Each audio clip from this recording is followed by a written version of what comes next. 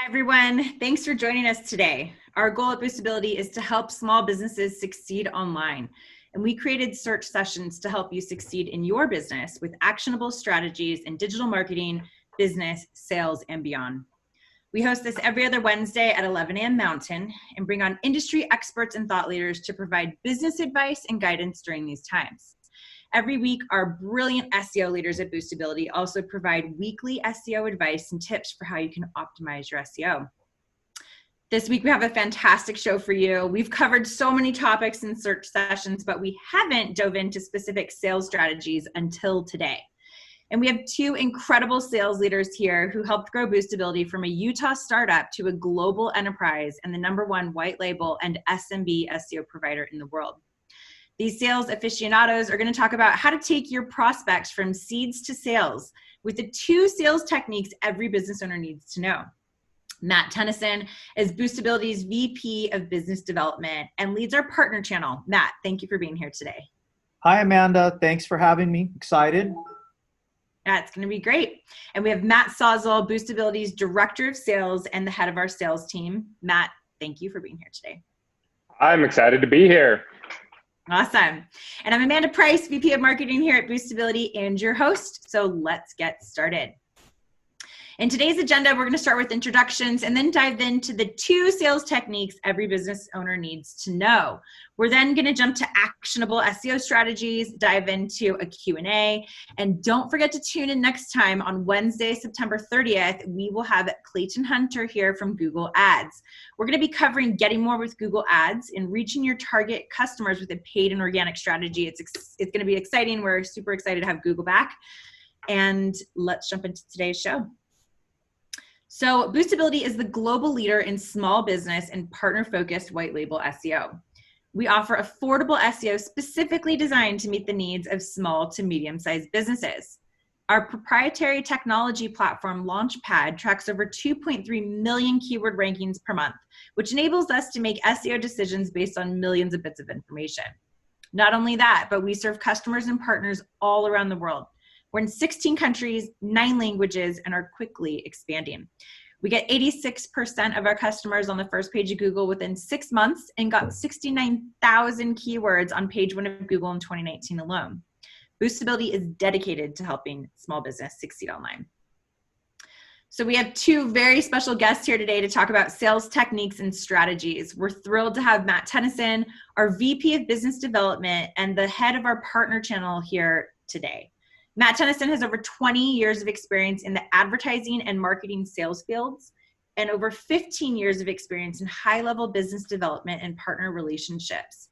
Over his career, Matt has worked for large advertising publications and national agencies where he's had great success in advertising sales, business development, and sales management. Matt joined Boostability in 2011 and has grown our partner division globally, now serving in 16 countries and 9 languages. Again, making Boostability the #1 white label and SMB SEO provider in the world. Matt, thanks for all you've done and thanks for being here today. We're super excited to hear from you. Well, again, Amanda, thanks for having me on here and inviting me to do this. Should be fun. Yeah, it's going to be great. And we also have the dynamic Matt Salzl here, Boostability's Director of Sales. Matt Salzl has over 10 years of experience in sales and 8 years in the advertising and marketing sales field as well. Matt has been a top performer on every team and he's been a part of and has 7+ years in sales management, leading teams to great success and exponential growth. Matt joined Boostability in 2012 and leads our sales teams. Matt, again, thanks so much for being here. Yeah, thanks for having me. This is exciting. Thanks for the invite. Awesome. All right, guys, without further ado, we have so much to learn today and so much to talk about. Our sales leaders are going to be taking us through the 2 sales techniques every business owner needs to know and how to take your prospects from seeds to sales. So Matt, over to you. Great. Thanks, Amanda. So I think that what we really want to try and accomplish here is to not only share some best practices about sales and some experiences that Matt and I have shared together over our years here at Boostability, but to also talk about how the sales market is shifting a little bit. You know, my background is more in traditional sales, face-to-face and door-to-door type stuff, managing sales teams that operate in the field, and then also managing business development teams that operate face-to-face for the most part. And Matt's experience has all been in telesales, or at least at Boostability. I know that he has extensive experience in door-to-door sales and premise sales prior to Boostability, but Boostability, it's been all about the phone for him. So what we really want to do is talk about how, especially in today's environment with the Corona situation, how a lot of premise-based sales teams or face-to-face sales teams are transitioning more into a virtual sales model or a phone sales model. And we're going to take a look at comparing and contrasting best practices from both methodologies to see how we can come up with a very appropriate and successful sales strategy for today's world. Yeah, and really what we want to focus on is how we've taken taken our experiences in the face-to-face world and how we tie that together between the face-to-face and into your inside sales and phone sales teams to really see that success and that growth within your teams. Like Amanda mentioned, Matt and I have been I've personally been at Boostability since 2012, and we've grown the team, 1,100%, almost 1,200% from a small team that we used to call the core four, where there were just four of us hitting the phones, cold calling any type of lead that we could get, to where we are now, where we work with partners all over the world. We sell to small to medium-sized businesses all over the world and have a large, expansive sales team and sales teams.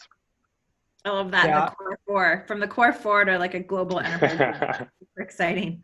It's pretty cool. When I joined Boostability in 2011, we were a company of about 35 folks. And at one point we grew to over 500 employees. And so we've had some tremendous success, and we've done it based on both of these methodologies, right? We've done it based on telephone sales, which enabled us from the beginning to get going. And our early sales leaders, we owe a lot to for really being able to move Boostability off the ground and get us going in that manner. On then to working with, national-based partners within the United States, and then in Europe and Australia and Canada and Mexico and South America, and enabling their more traditional-based or face-to-face sales teams to go out and sell literally hundreds of thousands of SEO campaigns and website campaigns that we've serviced over the last 10 years. So super excited to share some of the learnings. Yeah, and to also share how the process that we used to take us from a small startup to where we are today.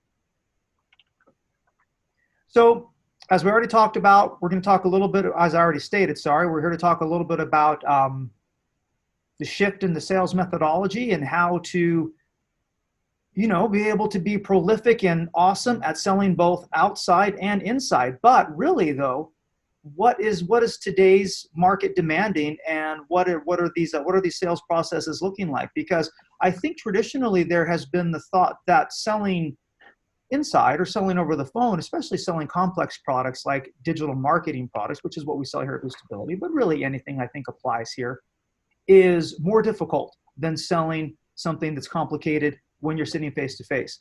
I think Matt and I really want to try and take the opportunity to show you how the two share more in common than they share, than they are different, and that how you can be equally successful doing both, depending on what your situations are and what your customers are and who they are, and the times that we live in and what is considered appropriate. Exactly. Christine, if you want to go to the next slide here, there's a lot of commonalities. What we hear a lot in working with partners when I'm doing sales trainings, whether it's for my teams or discussing with other sales leaders in the industry, is, well, there's this misconception that there's such a large difference between face-to-face sales and over the phone inside sales, when in reality, especially now, since the last 6 months, we've all been dealing with a drastic change in the market and how do we approach our clients since COVID. And it's become even more apparent that face-to-face and over-the-phone sales are even more similar than we've been talking about for all these years. There aren't a whole lot of differences. The processes that work face-to-face also work over the phone. And so some of those commonalities are it comes down to, you have to establish trust initially. Face-to-face, you have the benefit of building some immediate trust by being there actually with the customer, with the client, with the partner that you're working with. Whereas over the phone, you have to go about that in really slightly different ways, because you don't have that immediate trust from seeing this person and feeling that level of trust. And you really do this by connecting with them immediately, and then moving into discovery, education, selling value, overcoming objections. And each one, whether you're face-to-face, whether you're over the phone, these are really the 5 steps that you need to hit on every single sales call. So we're going to dive a little bit deeper into each one of these points, some of the successes and experiences that we've had on our end, how we do it over here that's led to success, and give you guys some insight into how we're able to grow our team to where it is today. And I really love the fact that you guys are pointing this out, that there are these commonalities, and you want to take these strategies from establishing trust and then going down the road to the discovery process on the phone, just like face-to-face. Because I think when coronavirus hit, a lot of businesses instantly had to change their business model from that face-to-face sale to this digital sale. And it's really encouraging to hear that you can use these tactics and deploy them slightly differently, but still follow that roadmap when you're on the phone, or if it is a digital interaction, whether it's on Zoom or something like this. That's good to hear. Exactly. So I think that the thing that I want to state that is probably the biggest difference between selling face-to-face and over the phone is that once you get beyond the prospecting phase and you actually have an agreed upon time or a situation where you're going to sit down and present your product and actually sell to a prospective buyer, that face-to-face, you instantly have the permission to proceed with the sale, right? You generally have an appointment. You generally have some type of appointed time or space that you are going to sit down and sell, and the owner of the business or whoever it is that you're presenting to is expecting you. Over the phone, whether it's prospecting or cold calling, or they've submitted some type of a form giving you permission to call them, you are guaranteed 99% of the time to be interrupting that business owner or whoever that you're going to be speaking with in the very act of what they're doing to service their customers. And so it's a little bit different, right? I mean, you're going to go from, you're getting on the phone, you're calling them up. They might be driving. They may be right in the middle of fixing someone's toilet or installing a roof or whatever the business may be that they're doing. But so as I know Matt talked about this a little bit before, but it's really, really key to be able to drive that instant value home. So Matt, you want to talk a little bit about how your team is so expert in going about doing that? Yeah, they're really, so when I'm speaking with the team and when we're working with other leaders in the industry and just in our general area, we're kind of in a technology hotspot here in Utah. And one of the main points of conversation is that there are really two types of leads that you can run into. There are the inbound leads where they have filled out some sort of form, and it's different. You don't have that, and you're catching them off guard. You're catching them at an inopportune time. They're taking their kids to school. They're in the middle of homeschooling their kids now. They're running errands. There's a number of things that you're catching them in the middle of, and you'll run it. The types of leads that you have are one, either they're inbound where they fill out some type of form, or it is an outbound cold call. And the way that you approach these are similar, yet very different. With an inbound lead, it's all about the way that we take care of it here is it's all about refreshing their memory. We try to call our leads within the minute that it's filled out, so it's still fresh in their mind and fresh in their memory, and we're not catching them off guard. But even then, people fill out forms overnight. People fill out forms at the end of their day. And so when we're calling the next day, we're catching them off guard. It's about quickly reminding them why they filled that out, because their initial reaction is always just, oh yeah, I remember I filled that out. I was just kind of poking around online. I'm not really interested. So taking the time to respond to them within less than 30 seconds and letting them know, yeah, I mean, I understand that you filled this out. Looks like you were looking to grow your online presence. And what I actually noticed as I was digging into this before I called you was that XYZ competitors are actually outranking you. Was this one of the reasons that you did that search? Or I noticed that you actually don't rank anywhere on the first page of Google, and I had to dig and dig and dig to actually find your site, something to catch their interest right away, make them feel like, okay, I need to take this call because that's the pain point that I've had. You can't find me anywhere. I'm not getting enough phone calls. I'm not getting enough leads. And it's a little easier with the inbound when you can remind them and then lead into that. With the outbound, you actually take that same approach, but it's right from the very beginning, because they're like, I have no idea who you are. Why are you calling me? Click. So what you do is you jump right in and tie that correlation immediately. There's nothing to remind them about, but you let them know, hey, I'm calling because I was doing some research on your site. I was taking a look at your industry and actually found that XYZ competitors are beating you out, and they're ranking for all these keywords. Would it be valuable for you to rank for these keywords as well? Something to catch their attention immediately. And then they don't want to hang up, because there's that hook. You need that hook to keep them on the line right away. And once you get that hook, you roll right into your actual presentation. Because if they strategy to let them know right away what's in it for them, so that they want to stay on the phone. Yeah, so smart. Yep. And that's where you'll run into two types of people. When you bring something like that up, when you bring up the competition, when you bring up where they're struggling and where they're falling short online, what you'll actually find is two types of reactions. You'll find the reaction from the customer or the business owner who's like, you know what? I know they're outranking me. That's the company that I want to strive to be like. They're the big guys in the industry. They're the ones that 5 years from now, 10 years from now, 15 years from now, I want to be like them. I'm going to take the time to listen to your call so you can tell me how to get to be like them. Or the other type of reaction you'll get is that emotional reaction of not envy like the previous one, but a little bit of anger. They're like, yeah, that guy, he ranks for everything. I don't know what it is that he's doing, but I do so much better work than he does. All of my texts, my reps, whatever it is, they're so much better. I do a so much better job than him, but he's getting all of the business because he's on the first page. I have 30 minutes to figure out how to beat this guy. And you can connect both of those ways. When you make that emotional connection, whether it's envy or it's out of like a little, hate's a strong word, but they just don't love that competitor, that's what's going to keep them on the line, because they want to know how to become that, or they want to know how to beat that.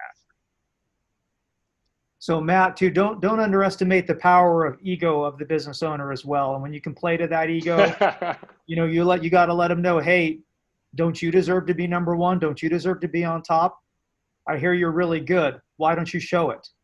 That type of thing can really play on someone as well, right? Yep, absolutely. Like, play to the ego. There's a reason that they started the business to begin with. You don't start a business if you have no confidence in yourself and no confidence in your product. You start a business because you think you're the best and you want to prove it to everyone else. And there comes a time, like Matt said, where every business owner has to get that point. Helping them remind them why they started, helping remind them that they're so much better than everyone else is really that hot button, that trigger button that will get them engaged with you, whether it's a cold call, an inbound call, or even a face-to-face meeting that you have scheduled up. Or like Matt said, I have an extensive background in going door-to-door sales. And so no matter the situation, though, that's a good route to take. Oh, smart. So really, once you have got, from the very beginning, really, it's all about controlling the conversation. And this is how we do it here. And this is how we've seen success in a number of industries, a number of services. Right now, we're doing it for the SEO space. But it really comes down to controlling the conversation from the very beginning. To control the conversation, you have to have a set process, a set game plan that you're not going to follow 100% of the time exactly, but you need to have strong bullet points that you hit on each time to really guide that conversation. And that's from the intro that we just talked about, right into discovery and your needs analysis. Matt, if you want to talk to us a little bit about how you've done that. That's something that you're very good at. Well, I don't know if I'm necessarily really good at discovery and needs analysis. I've got to be straight up honest. I don't really believe in it as a sales tactic anymore. I do, but in a very truncated manner. I think that the old school methodology was that you ask question after question after question in an attempt to get the client talking or the prospective buyer talking and get them engaged. But I think in today's world, that doesn't hold true anymore. We're talking about having to perform a sale in under 30 minutes. And to sit there and ask them question after question for the simple sake that they are moving their mouths and engaging in the conversation is old school. I think today's buyers are a little bit more educated. They're definitely busier, but really, I truly feel that they want to be sold to. They don't want to ask, they don't want to be talked about their family or where they're from or how many kids they have or what kind of truck they drive. They want to know the value proposition of what you're there to offer them and how it's going to help them grow their business. And so therefore, I honestly truly feel that I could sell SEO to a local business and not ask them a single question about anything that they do, and it would be just fine.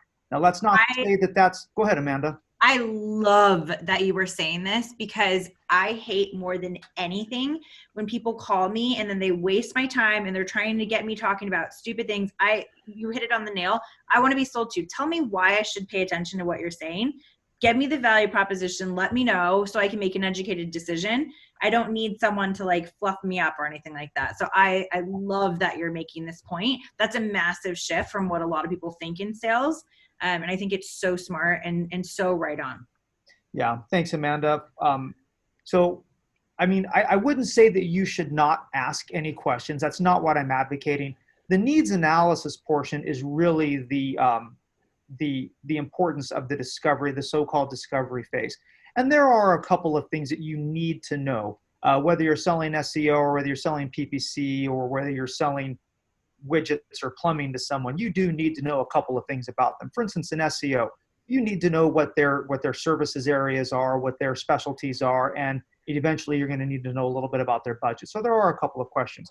My main point, though, is get to the value and don't waste time asking a lot of questions. In fact, there's a really cool story. So Matt Salzl and I have worked together for a number of years, and we used to work on the same team together several years ago. And by the way, guys, anyone who's out there listening, if you are considering selling SEO to people, listen to Matt Salzl. The guy has literally sold over I think around 1,200 SEO campaigns single-handedly, all by himself, and then managed a team that has sold tens of thousands of them. So the guy really knows what he's talking about when it comes to doing phone sales. But Matt and I were in my office talking one day, and I got a sales call from someone, and I asked Matt to stick around so that he could listen to this person's pitch as part of like some training exercises that we were doing. And it was some type of a software-based product, but the guy literally spent 20 minutes asking me questions about my background and where I was from and riding bikes and this and that, to the point where I finally muted the line and looked at Matt and said, if I ever catch you guys selling like this, I think I will pull my hair out and burn the office down. It's the worst excuse for selling I've ever seen in my life. And then, it was really drove that point home of don't waste people's time, get to the value. Because people buy value, they don't buy the fluff, as Amanda indicated. Yeah, and what it comes down to is it's not that discovery is not important. It's not that a needs analysis is not important, because you do need it. But it's about every question. You definitely need to ask questions. You need to set aside time for this, but you need to make sure that every question you ask gets you closer to your end goal of closing the sale and their end goal of solving the problem that you are helping the customer solve. So asking just general questions, people are busy now. People don't want to spend 30, 40 minutes talking about their life before they even get into how it's going to benefit them with a complete stranger. What they want, and you can get to that point. I have great relationships with a lot of our partners, with a lot of our customers. Matt is one of the best relationship builders I've ever worked with, where he really takes the time once we've built the value to shore that up. And I noticed this in the chat as well.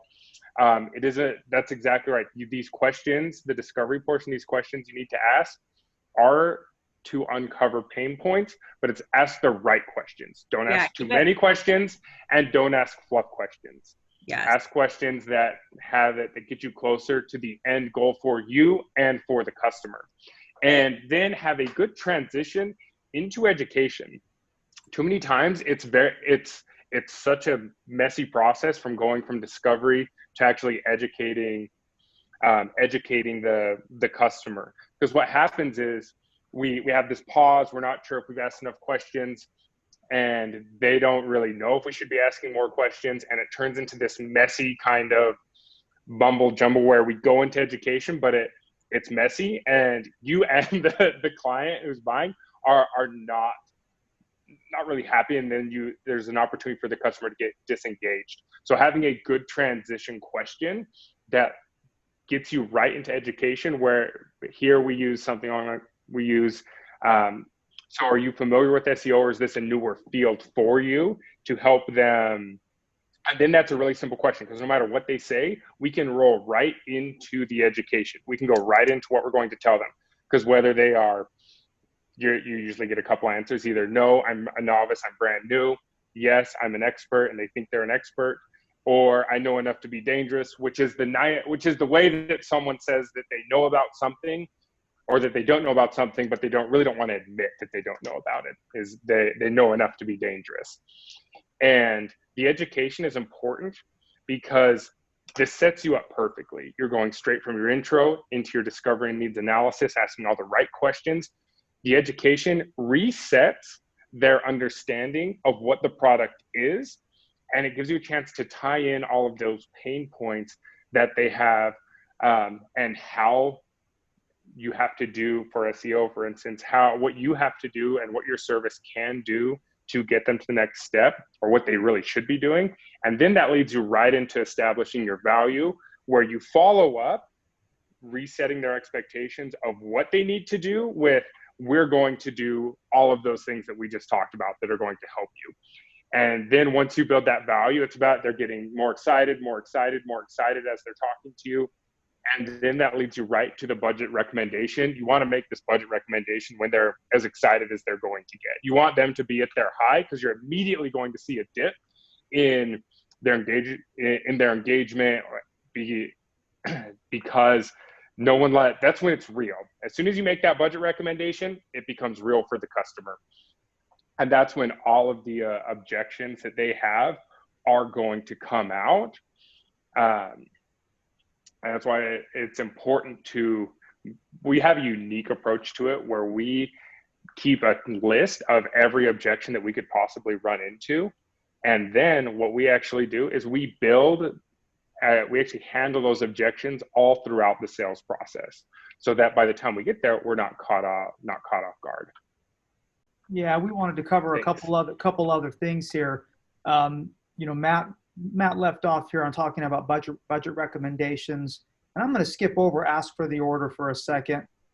I think that goes without saying in any type of sales process. We'll get there, but this idea of overcoming objections is critical for me. And Matt referenced a list of objections that they keep that are common to any type of an SEO or website sale. And I'm sure that any industry has this same common list of objections that they hear. The strategy that I have found that is most helpful in overcoming objections is to not wait for the objection to be stated, but to state the objection before or on behalf of the customer, potentially even before they thought about it. The way that I view sales is that you have to sell from a position of absolute certainty, confidence, and strength. And nothing states confidence and strength and belief in your product by being willing to talk about the objections before they were even a thought on the customer's mind. It also goes a long way to establishing trust and value because of how transparent you're being and how honest you're being about what you're selling and about what you're there for. Later on in the presentation, we're going to do a little role play that's going to cover a little bit of this, but to just validate more of what Matt was saying, before you get to the budget recommendation, I have already stated probably the 5 to 6 most common objections that I would expect to hear, whether the customer got to it or even thought about them or not, and have therefore overcome them before the customer ever made a big deal about them. So beyond that, the aspect of reviewing expectations is huge. Customers today are very educated and very picky and demanding. They want and expect great service. And so the aspect of reviewing expectations really mitigates how the customer's experience is going to be post-sale, which is just as important as their experience during the sales process. Because let's face it, if we sell the customer and make the sale and they cancel in 30 days, who cares? That was a waste of money and a waste of resources. That's actually worse than not making the sale at all, okay? And so when you review expectations, you are not only ensuring that the customer had a great experience when they spoke with you, but you're ensuring that they're going to have a great experience when they speak with the next person or on down the line throughout the journey of the time that they are with you as a customer. Because what you're going to do is you're going to review expectations about how your product is going to perform for them. Timeframes, parameters, traffic, customers, dollars, ROI, all of those things you want to review, and you want to be honest. But you also want to sell it and reestablish that value. And then beyond that, what you want to do is make sure that you cover what are the next steps going to be. There's nothing more unsettling than dropping off the phone or someone stepping out of your office and you've just signed on the dotted line and put down a lot of money, but then you really then you scratch your head and think, oh my gosh, what is actually happening next? Is someone going to call me? Is there going to be an email? How am I even going to get started on this thing? A good sales agent will have outlined the entire customer journey and expectations of what that client can expect through the next 60 days so that it's solid in their mind and they feel super confident and comfortable as soon as the call drops off or as soon as you leave their presence.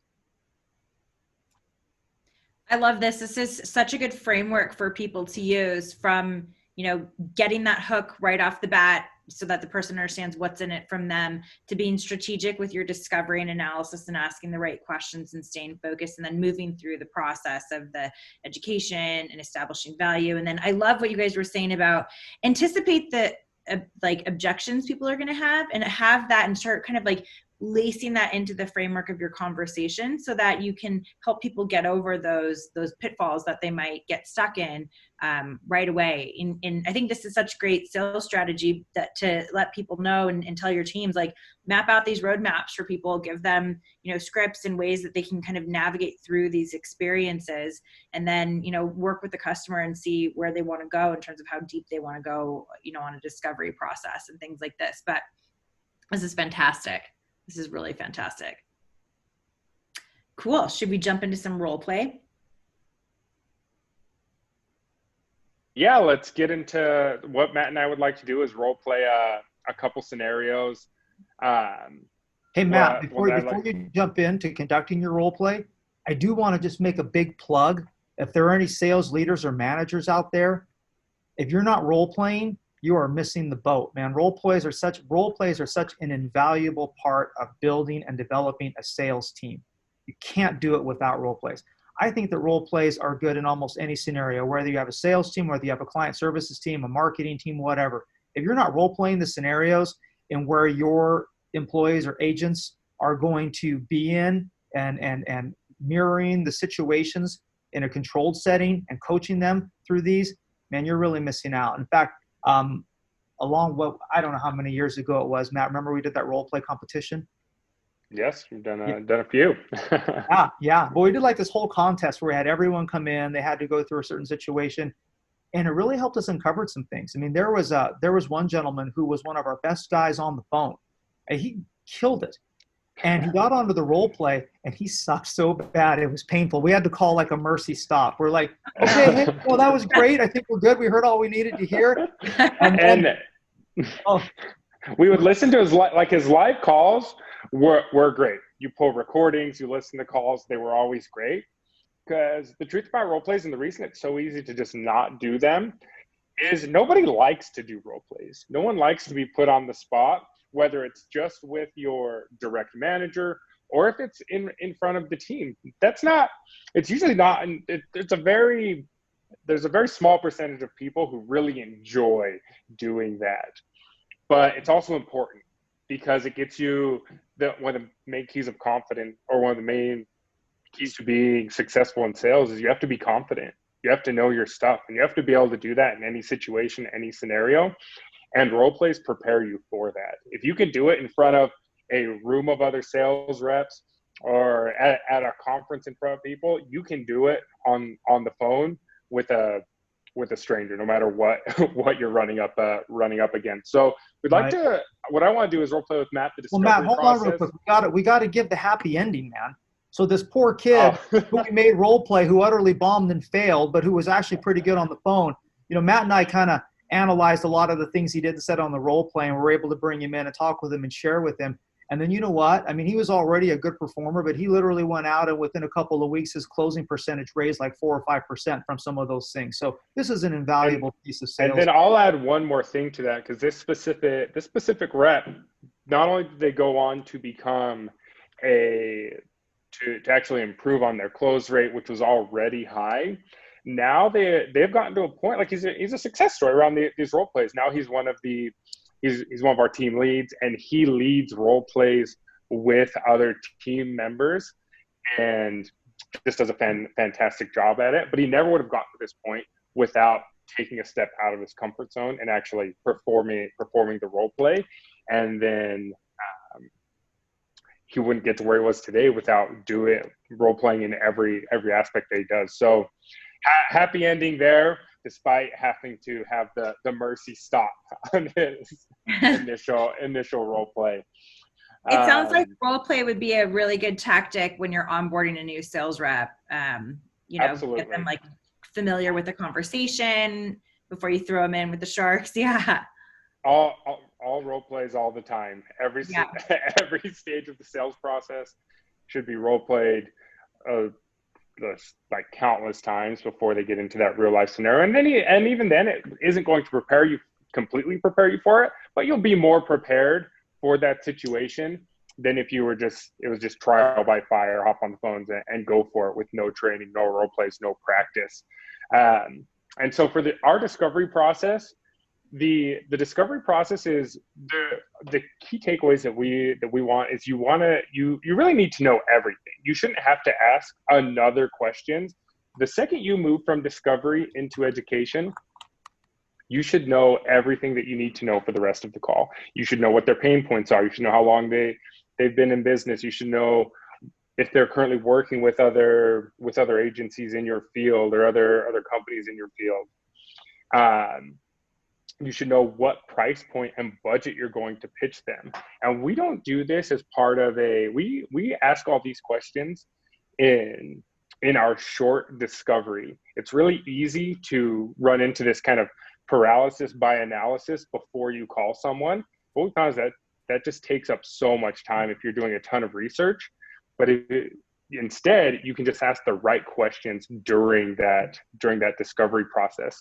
So we'll skip through the intro. We've just completed the intro. Matt is hooked. He wants to have the conversation. And so we're like 30 seconds to a minute into the call. Matt, let's just say you are a plumber in the Salt Lake City, Utah area. Does that sound good for you? All right. Okay. So Matt, tell me a little bit more about your business. So yeah, plumbing, but specializing in 24-hour emergency cleanup and water damage restoration stuff is really our specialty. Not so much like, the typical rotor and toilet and sink and garbage disposal stuff. More the big jobs and the disaster stuff. Okay, the big jobs, the 24-hour service, kind of the emergency services. That sound about right? Yes. Okay, perfect. And how long have you been doing this for, Matt? 10 years. 10 years. All right. And I can tell on your website, you've got a good looking website so far. Now, Matt, did you build this site yourself or did somebody build it for you? We had it built. Okay. You had the website built for you. Well, I think they did a pretty solid job with the overall look and feel of the site. What types of things, the main reason we're having the conversation right now is because your XYZ competitor are outranking you in your area. What are you currently doing, Matt, to promote your business and promote your site? Well, we've done some traditional stuff, some TV spots, a little radio, some bus bench banners, things of that nature. So some bus bench banners, some radio, and was there a third thing that you had mentioned there? We experimented a little bit with TV. Okay. And how would you rate that? Do you view that as successful? Are there pain points running into that? Are you where you want to be as far as your advertising goes? It's done well for us. It really Okay. has. So, but obviously I'm here because I'm talking to you because we could always use more business. You could always use more business. Sounds like you've got a strong traditional marketing plan going. And so obviously where you're in need of some help is the online portion. You want to build your online presence. Have you ever worked with any type of online agency, whether it's an SEO, PPC, social media, anything like that? Not beyond the building of the website. Not beyond the building of the website. And is there a specific reason for that you've never worked with the company? No, I guess it just hasn't been a priority yet. Okay. So when you built that website, what's the goal of the website? What's the main purpose for you having this site? Because everyone has one. Because ultimately, I suppose we wanted to bring customers in. It hasn't been that way for us yet. Yeah, you want it to bring customers in, right? That's the whole. I imagine that's what you were thinking when you built the site. Am I correct in saying that you built the site because not just because everyone had one, but because you thought it would help take your business to the next level? Yeah. And has it done that for you so far? No. Exactly. That's what I want to get into. So we'll transition into. I want to talk a little bit about SEO, how it works, because Matt, the main thing that you're going to run into is I like to call it when you just have traditional marketing. They work great in tandem, but when you just have traditional marketing, that can leave you with a leaky sales funnel.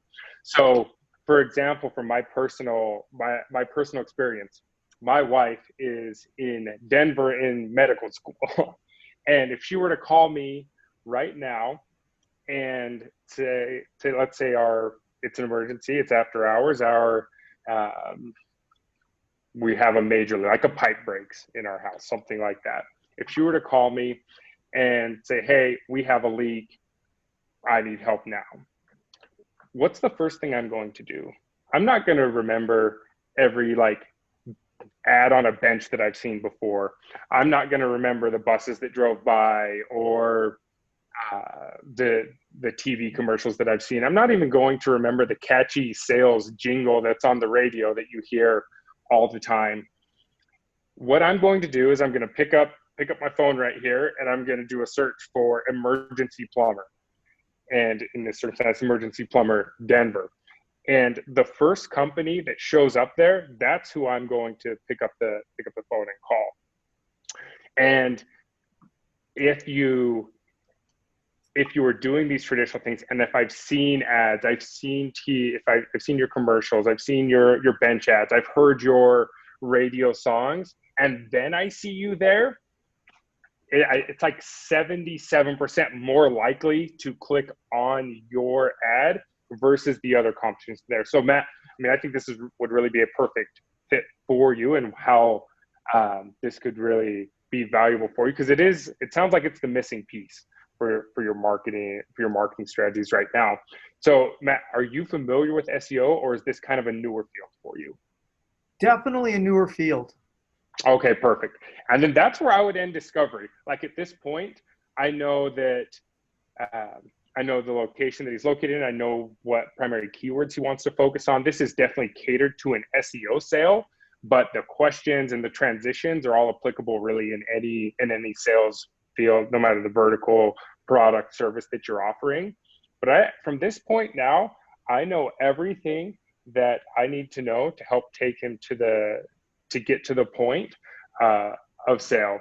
Because I'm not going to base my budget off of what he can afford at this point. I'm going to base my lead budget and the budget I'm going to lead with, my budget recommendation, on what he actually needs. And I know everything that he needs, everything that where he's wanting to target. a couple things I probably could have done better. I could have asked one more follow-up question to dive a little bit deeper into where he's wanting to service and how expansive it is that he's servicing. But from this point forward, it's all education, it's all value, and it's all closing the sale to help him solve his solution and his problem. Yep, and I thought which is ranking online. I thought that was really well done. We talked a little bit before about discovery and not going through such an arduous process. Matt's process for discovery is a little bit longer than mine. Nevertheless, it was still fairly succinct, but he got the main things. He understood what my pain points were, that I had a website that was not bringing value to me, and that I didn't know much about SEO, and he was able to uncover enough about my business to be able to propose a decent budget for me. And, you know, that's really the three keys. Like Matt said, he already knows everything he needs to know now to educate me and to make the sale. And additionally to that, he utilized his discovery question around what type of advertising that I was used to doing to then set up a fantastic value statement of how I am missing the boat on anyone who is looking for emergency services. They're going to go straight to the web rather than try and remember some bus ad that they saw. And as a buyer, I was thinking to myself, that was very poignant. And so that's what I that's what I call good discovery and controlling the conversation. Yeah, and I loved how the questions were focused, because those are the type of questions I love. It's the ones that don't have anything to do with where you're going that you know are annoying to someone. And this was like so focused. It was so helpful.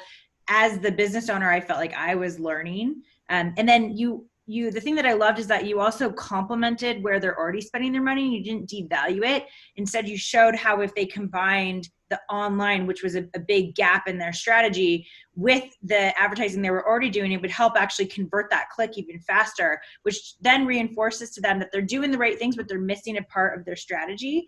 And to me, that I was like, oh my gosh, 100%. Like, I need online SEO. Through that conversation, you helped me, the business owner, come to the conclusion on my own that I needed it before you even had to pitch it. And that was super, super cool. Cool. All right. Let's go on to the second piece of this then. So it says role play outside, and the other one said role play inside. There's a little bit of a purpose in that, in as much as that what we're really trying to do is show that there is a meshing now and a blend, right? So I'm going to conduct, and Matt conducted, and I'm going to conduct this role play in the same way that I would do if I was selling on the phone or if I was selling face-to-face. And the point behind that is to get you to understand that there shouldn't be a difference. Good selling is good selling, and you want to sell in the best methods and with the best practices, whether you're doing it over the phone or whether you're doing it face-to-face. And I personally feel that utilizing the faster, more emotional, hard-charging phone style of sales is actually become more effective face-to-face in at least 90% of the cases. And so we're going to go ahead and proceed forth from that model. So I think what we'll do is Matt and I we're going to switch roles, and I'm going to become the seller. He's going to become the buyer. I think, Matt, if it's okay, why don't you just stay with being the SEO uneducated plumber from Salt Lake City. And, sounds good. Yeah. So we're going to get into this a little bit. And again, we're not going to make this too arduous or too long, but we're going to focus on some of the bullet points that we have here, which is overcoming objections, leading the client, and then ultimately asking for the sale. I am a firm believer that the way you close a sale is through the strength of your pitch, that the strength of your pitch closes the sale for you. And so that when you say, okay, it's time to get going, it's not even a question. You don't even have to ask. You just assume that it's happening because in their mind, it's already done because you've established the value so strong.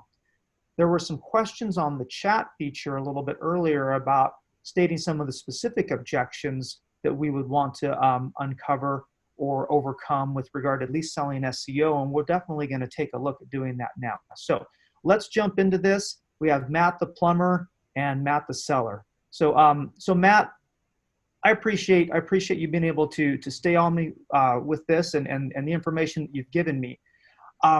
so far the conversation's gone pretty smooth. And so I want to take a step back and make sure that you feel good about what we've talked about so far. You understand the value of SEO and that you at least have a workable understanding of what SEO is at this point. Yes? Yeah, I think I definitely know a lot more now than I did when we hopped on this call. All right. Well, my main objective, Matt, is for you to understand that a solid SEO campaign is going to elevate your business on the search engine results page. So when people do pick up that phone in the middle of the night when their toilet or their hot water heater's exploded, you're going to be the first business that they see. We're on that page, right? Yeah, that's what I'm going to help you with. That's the goal. Like, I'm not getting anything from my site right now. Good. All right. So Matt, typically now you haven't brought up too many objections yet, and that might be because you're a little bit newer to the SEO space. But by this point in the conversation, a lot of times I've come into some objections that people have or that people want to talk about, and some of those can be, well, how long does SEO take? How much is this going to cost me? How do I know what kind of work you're doing for me? Well, what are the performance expectations? My goal, Matt, is to have you feeling as confident and good about your SEO campaign as you can possibly feel. So when we get into the end of this conversation, this is going to be an easy decision for you, and you're going to see enough value in this that you want to move forward. And so I want to take a couple seconds here to talk about some of these objections, even though you haven't necessarily brought them up. I'm sure that through the course of the conversation, they're going to come up, but I want to be transparent and upfront with what most people feel are some stumbling blocks to SEO. So let's talk a little bit about the performance aspects. I want to be really upfront with you, Matt, that SEO is not something that happens overnight. The very nature of having your website become trusted and relevant in the eyes of Google is a process, right? It's like high school. If you're attending a new high school and there's like 50 billion students in that high school, because that's about how many small businesses there are in the world, you are not going to be the most popular kid in school the second you walk onto campus. You're going to have to be a football star or be in the band or be in student council, and it's going to take some time for you to kind of establish your reputation and to have people notice you. It's no different than in the landscape of the World Wide Web, and in particular with Google. You need to do things on the web and on your website that will make Google stand up and take notice. Well, that's what SEO is all about, but that does take some time, right? So this work that we're going to be doing, oh goodness. So this work that we're going to be doing to on your website and off the website are all about this, but it will take a little bit of time. And I want you to understand that you can expect to see some significant movement in the results of your website in the first 3 to 4 months, but likely not reaching your page 1 goals until around the month 6 mark. And that's what we have slated for you, at least based on the budgets that I have in mind for you. Does that sound reasonable? I mean, it seems like a bit of a long time. I'm used to like the TV ads and I'm used to commercials and radio ads where it's right then and there. Well, I get it. You're used to some direct response advertising and instant gratification advertising. Unfortunately, that's not what SEO is all about. SEO is about establishing your website as a long-term business asset by which Google becomes your word of mouth. Now, Matt, you like referrals, don't you? If you do a good job for a client and you refer someone, you love that. They're our best leads, best calls. Best leads ever. What small business owner doesn't love a referral? When you have a solid website that ranks high on the search engine results page, it's literally Google becoming your word of mouth. Google is now telling everyone who searches for your services in your area that you are the most trusted, relevant purveyor of emergency plumbing in all of Salt Lake City, and you should choose this person. And consumers trust Google as much as they trust their moms these days. So it's a big deal. It's worth having, because remember, as we talked about before, all those competitors who rank above you, they've already earned the chance to be there. And now you need to earn your chance to be there and get that piece of the pie as well. And it does take some time. Okay. That makes sense. Good. So budget-wise, this is not going to be cheap. I'm going to be honest with you. The way that we look at SEO is by competition. The competition of the industry that you are in and the competition of the market that you compete in. So we look at as if there is like a high, medium, and low competition. By the way, Matt, the competition is based on how many people search for these goods and services in a given time frame and in a given area. And the more people that search, the higher the competition is, or meaning it's more difficult to rank for that. Well, you are in a medium high competitive industry. And Salt Lake City is a medium high competitive market. It's not Chicago, but it's not exactly Lincoln, Nebraska either. Okay. So this is going to take some budget. Now, what type of budget were you thinking when you first approached this conversation? Well, honestly, I wasn't thinking any type of budget at this point. I didn't realize I needed it.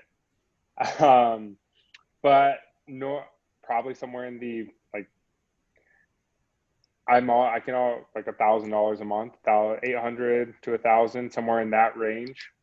Oh, Matt, you're making my job too easy for me. I was afraid you were going to say like 200 and something really unreasonable. But even beyond that, what I would say is this. Now, we already talked about before that your budget's going to be based on not what you can afford, but what you actually need to perform. So in order to become trusted and relevant enough to overcome the competition that's already in front of you, I am recommending a bare minimum budget of $1,200 a month. Okay. Now, could we do it for 800 or 1,000? I think we could. It's just going to take longer. And so the reason I'm recommending the 1,200 and possibly even up to 1,500 is because you've already stated that you like to move fast, that you want this to work as quickly as possible. Well, the more work that we can, the more budget that we have means the more work that we can do on your website and off your website that goes into building that trust and the relevance. And the faster Google's going to recognize you and award you with that page one ranking. So what would you feel about a $1,200 budget? Does that sound doable based on your time frame goals? Yeah, I think we can do that. As long as if we see the results and it works and it brings in clients long term, like I think we can do that. So Matt, the next steps are just to kind of finalize some details about the type of keywords that we want to rank for and the time frames of how things are going to get started. To be honest, that's not part of my job. My job now is to kind of review what we've talked about here so far and get you ready to speak with one of our onboarding specialists who will then, after they have done some keyword research and some website analysis based on your site, come to you with some specific proposals of what we feel is going to be the best SEO we can do for that budget. So when should we schedule that onboarding call? Just as soon as possible. Whenever you guys, let's do it tomorrow morning at 11. Great. Okay, we can kill the role play here too. I think that was So I mean, what I liked about that is that I was able to get Matt to close by scheduling the onboarding call without ever even asking for a credit card or anything like that. Now, certainly that was going to have to happen, but you see how we scheduled the onboarding call and moved right into saying yes without without having to have that awkwardness of, well, you know, I need your credit card number or this and that, because now it's going to be super easy. So Matt, let me get that onboarding call scheduled for you. By the way, too, I'm going to need to grab your credit card so we can process this and get you into the system. Boom, done. It just moves. Yeah, that was so smooth. Thanks. I thought that was really good. My main objection was like the time, since you get this a lot with inside sales when you're catching them off guard. They don't really have a budget in mind, so it's important to make sure you overcome each one of these objections, timeframes, budgets, whatever it is that you're offering, all throughout the sales process, and then really tie it all together at the end. And what's really unique about what's really nice about the way that about bringing up objections beforehand is that customers don't think it's nearly as big of a deal when you're bringing it up. If you wait and they have to bring it up, it's the end of the world, and they're going to really stick hard on it. But if you actually bring that question up and they realize this is totally normal, this comes up all the time, you make it seem like no big deal, it's not going to be a big deal for them. So I really like the way that he brought those up and he handled that. Just as a quick recap to Matt, was there anything else you wanted to add on to objections before I do a quick little recap here? No, man, I think all that's left is for you to take us home. Love it. So just as a recap, the main thing with sales, just be confident. You are the expert. When you're selling your product, you know 1,000 times more, 1,000,000 times more than the customer. So act like it. And you show this by controlling the conversation. To control the conversation, make sure you have a built-out sales process that you follow that helps you identify what their pain points are, helps you educate them on the product, state the value, and then a clean game plan on how to move to actually closing that sale. And remember, there are no perfect sales calls. Sales is about doing enough of the right things. There will never be a perfect sales call. There never has been. And there's no perfect scenario. But what it comes down to is doing enough of the right things, building enough of the value that the customer feels confident moving forward. So with that in mind, don't be afraid to lose. The worst thing that can happen is someone tells you no. And you move on to the next call, you move on to the next opportunity. There's no problem with that. That happens to everyone. The best sales reps, the best sales people have been told no thousands and thousands of times. And so just keep that in mind as you're selling. Stay positive, stay confident, and go out and kill it. That's all I've got, Matt. Anything you wanna add to that? No, man, I think that covered it. Love it. Love it. Thank you so much. This has been so valuable. We really appreciate learning from you too. We have some great resources that are available on the Boostability website. We're going to be sending out this webinar as well to everyone who attended, and then we'll get you these direct links on our site as well so you can learn more. So thank you so much. So now we're going to jump into our actionable SEO strategies. Today's topic is how SEO helps convert users, instilling confidence with best practices. We have Colton Miller, our Director of SEO. Colton, thank you for being here. Thanks for having me, as always. Of course. And we have Mike Marsh, our SEO Manager. Mike, likewise, thank you for being here. And guys, over to you. Sweet. So both the Matts, they alluded to this a few times. Google is going to be your referral here, right? They're going to be your recommendation. And realistically, especially in the SEO kind of space, you can do a ton when it comes to trying to get rankings, trying to show up high. But realistically, there are small signals that, whether indirectly or directly, people actually factor into that referral or that connection. One of the very first things that people notice about a website or anything that they click on within Google is page speed. How long is it taking for the site to load?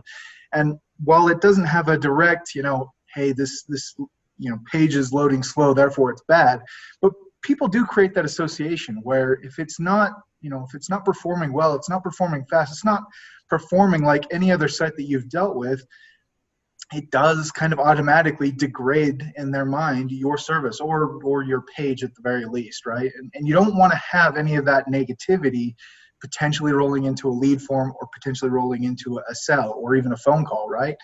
So first off, the biggest thing here is you want to make sure that you're shoring up kind of from the SEO side of things, shoring up some of these critical kind of key signs to a good website, a good presence, a good provider of a service, right? Somebody who's actually taking care of their website, somebody who's actually pouring effort into it, and somebody who is, I think this is the big thing that everybody's looking for, somebody who is, busy enough that they have enough money to, pour into these things to make sure that these things are there. Because realistically, if they're not, either they don't care or maybe they're not as reputable. Some of those other things that just, innately kind of come into the mind and come into the sales process. So, having your website load fast, having your page load fast, obviously there's lots of benefits when it comes to the SEO side of things around ranking, maybe beating out another competitor there. But there is kind of that sales factor where if it's not loading fast, you have the potential to lose that sale, lose that user entirely. but you may be setting yourself up for some failure there as far as setting some bad expectations right out the gate. Another one here is metas, specifically title tags, descriptions. You know, we all have kind of this slight awareness of that, where you can put keywords inside of those things, you can put locations inside of those things, but if your page isn't actually addressing those, it can set off kind of an alarm or a red flag in our heads. This happens to, you know, users, especially in more competitive fields where, you know, something spammy is kind of happening. But realistically, if you're putting that you offer a specific service, or even that you're offering it in a specific area, your content needs to match that. You need to make sure that you're actually addressing that. Why are you specifically talking about this location, especially in your metas? There is nothing worse than clicking on a blue link because it, you know, says a particular keyword, and then landing on that page and never finding that keyword, or never finding that that location is talked about. It, you know, immediately kind of pulls back some of that trust and saying, well, that's kind of weird. Why, you know, I clicked on this for that, but I'm not finding it. And so what is that reason? Again, is it because they're neglecting their site? Is it because there's something spammy? Maybe they're trying to trick me. Those are things that, again, you want to avoid, especially rolling into that quote kind of area, or even a direct call. And then the last one that I'll touch on here is you want to make sure that your site is secure. We've all seen this a while ago, but Google started putting up kind of warning banners, in particular in some areas like your money, your life type sites, so like e-commerce, finance, some of those things where you're actually, you know, exchanging money for a good type thing. And basically, if you don't have your website secure, the HTTPS connection there, the problem that you'll run into is Google will actually throw up a big red flag that says, hey, this site's not secure, again, because it probably deals with money. You probably don't want to go here. And that is, just to be frank, that will kill any sort of sale, kill anybody coming to the site right off the bat, because Google doesn't make it easy to just move on from there. You have to like click 3 different buttons before Google will actually proceed into the website there.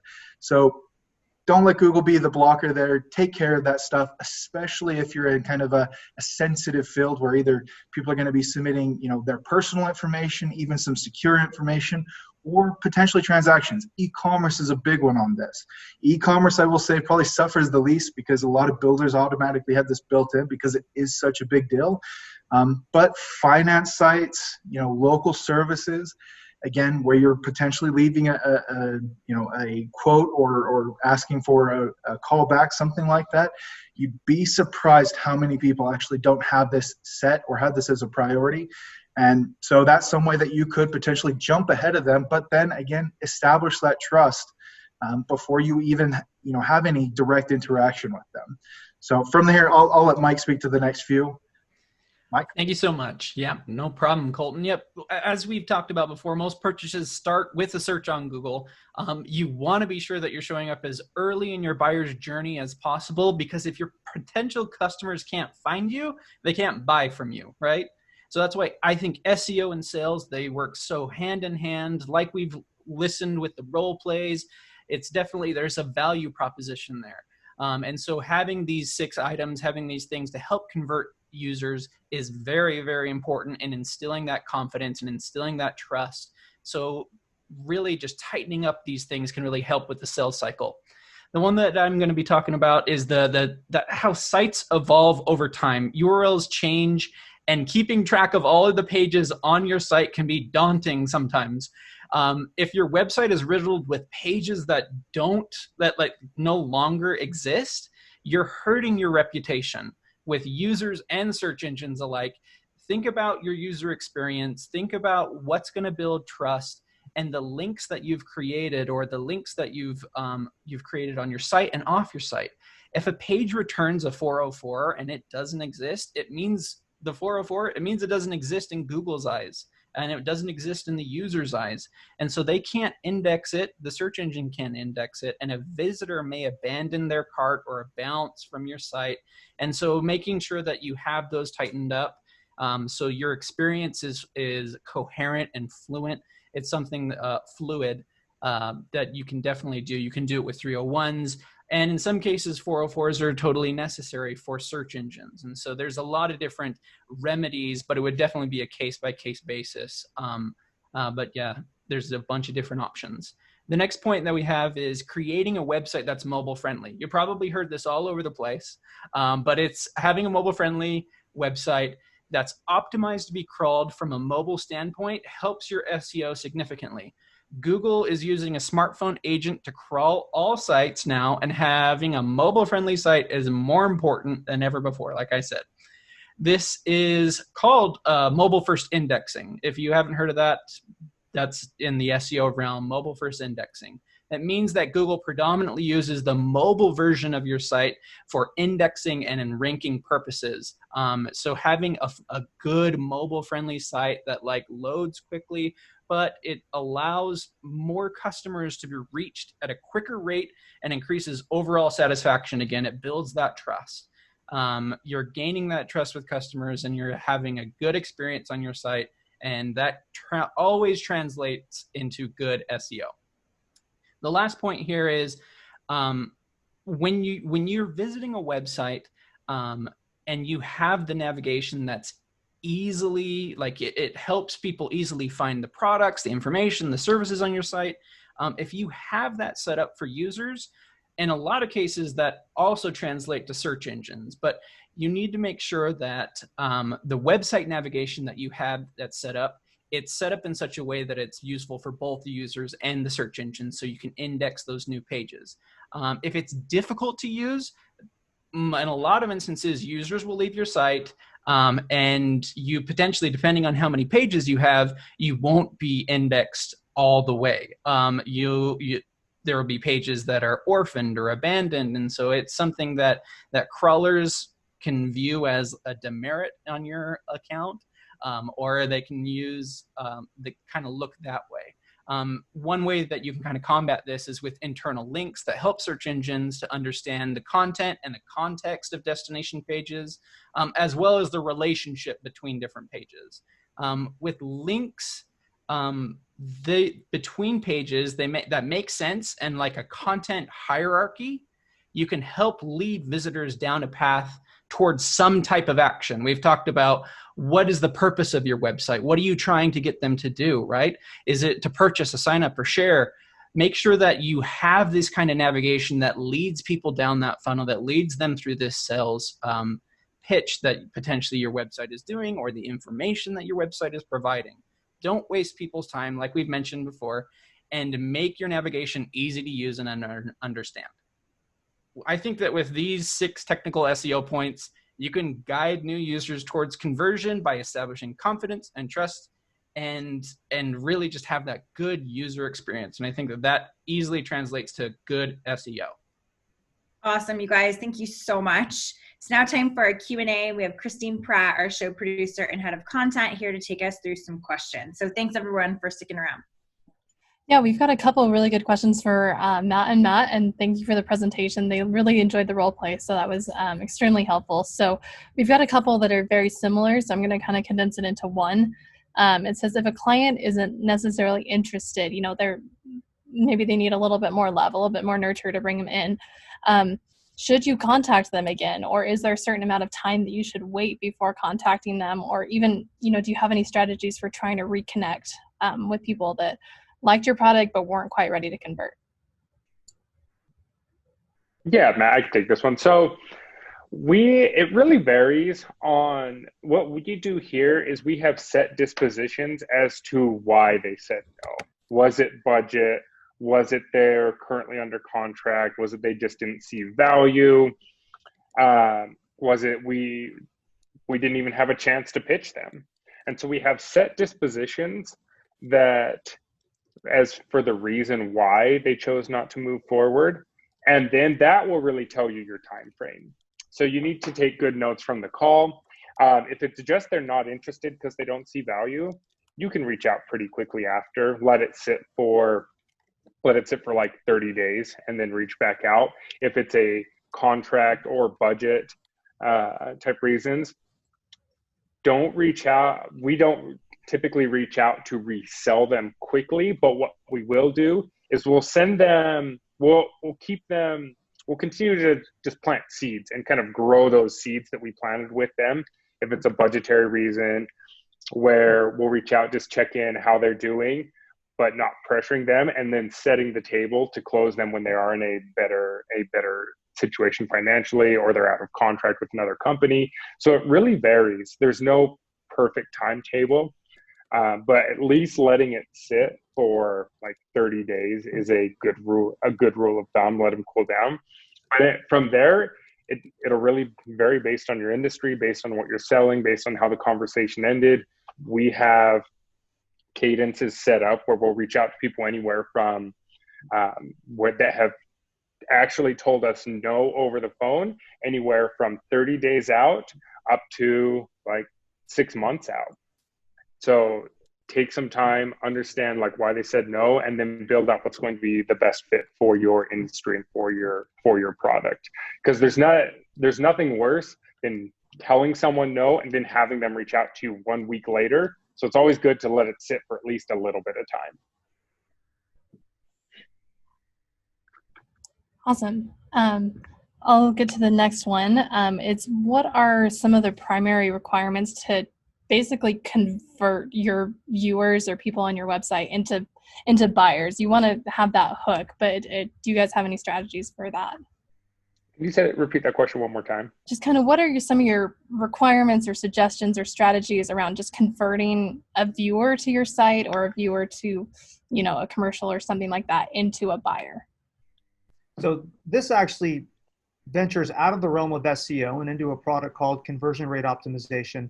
And it's not something that we are expert at. However, having been in the industry a while, certainly we can lend some insight. But I will qualify that this is not necessarily our area of primary expertise. But the number one thing to that is having a good website that has good, solid educational content on it, that has call to actions and clear-cut paths to find the service pages that customer is looking for. And I think it was already stated by Mike earlier, having a mobile-friendly website really, really helps. It's probably the biggest key. So just to kind of encapsulate that answer, the quality of your website, the usability of it, the content on it, and the ease by which you can navigate it is everything when it comes to that. Maybe just to tack on just a slight bit from that, Matt's absolutely correct. You want to be the resource. I mean, especially in the SEO space and the website space in general, the more that you can be a resource, the more content that you can put out there, it just means that you're going to be able to, as Matt Salzl has already led to there, you can actually grow people. So you can grow people from, hey, I'm just generally looking for education to, well, I need a little bit more, technical details or something specific, all the way down to, okay, I'm actually ready to buy. And because you've helped me, I know that you're probably a good source for it. So when it comes to just SEO in general and websites, the more questions that you can answer and the more robust your content can be, the more expletive you actually come off, and potentially the more leads and more sales you can get. Awesome. Thanks, guys. I got one more question, and this is to Matt and Matt again. In your sales pitch in general, I'm guessing, a lot of people are either cold calling or, they call up a business or call up something and they get the receptionist. Is there any kind of a strategy to get into the decision maker who can actually make the sale? Yeah, because we do a lot of cold calling, a lot of cold outreach. Even if someone fills out a form, a lot of times they'll place their business line as their point of contact. So we take a very assumptive approach where we just ask for the person and if they fill out a form, we let them know that they've requested to speak with us. And a lot of times with those questions, if we take that approach, they'll either go get them, see if they're available, and pass them over. If not, we don't take the approach of leaving a voice message, because that voice message or taking a note typically just goes straight into the trash or never gets passed on.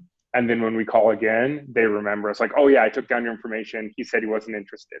And they'll say that even when they've never even talked to the person or mentioned the person about us. So we have a pretty strict rule where we call at least a few times and try to get through the receptionist. And if they don't pass us through, we just say, great, I'll just try back later. We make it seem like we're a friend that's reaching out to them and they're familiar with us.